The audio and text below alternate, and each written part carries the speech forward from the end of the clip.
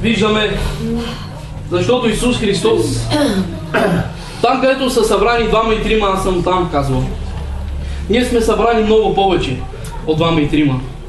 И когато ние, Божия Дух, Божията любов, Божията сила, присъствие, Той прави ти да се радваш, ти да плачеш, ти да скачаш, защото скачаш за Господа, обичаш Господа, плачеш пред Господа, защото обичаш Господа, искаш от Него милост.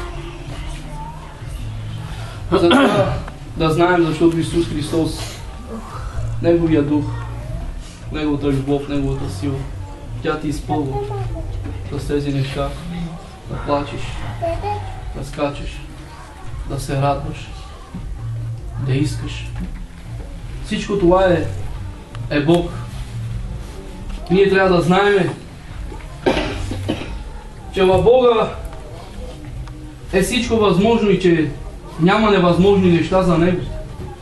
За Него един ден, като 1000 години и 1000 години като за един ден.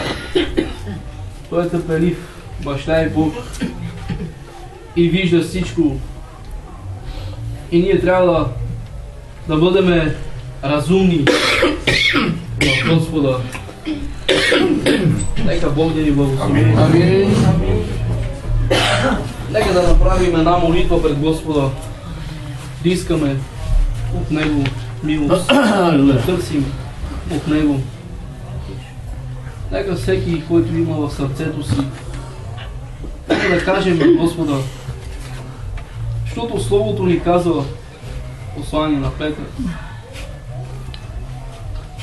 там 7 стих, казва ни: всяка ваша грижа възложете на Него, защото Той се грижи за вас. Нека да знаем, че всяка ваша грижа, всяко нещо мое, моето сърце, аз го оставям в Бога. Амин. Да вярваме, защото Той се грижи. Всичко това, което имаш, то е от Господа, защото Господ е казал да бъде и да има. Но знаеш ли, както Господ дава, Той може и да взима. Също временно. Защото Той казва, който има, на него ще се даде. Но който няма, от него ще се взима и това, което има. Защо?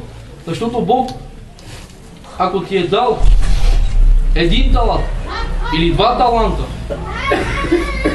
и ти работиш на Божията нива, ти работиш, искаш тези таланти, които ти е дал Господ, тази дарба, работиш с нея, върху нея от Господа, тогава ти растеш духовно. Затова се казва, че който имаш да даде. Защото ти работиш, ти искаш, ти се стараеш и Господ те вижда. Но този, който имаше един талант, той взел да го е закопал. Ние да не се укрием. Бог ни е дал дарби. Бог ни е дал да работим. Да извикаме към Неговото име.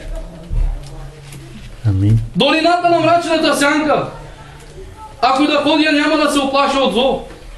Защото, Господи, Ти си с мен. Ти си с мен. Вярваш. Защото Бог е с теб, както и пееме песента "Отдел си лачо". Бог е добър. Амин.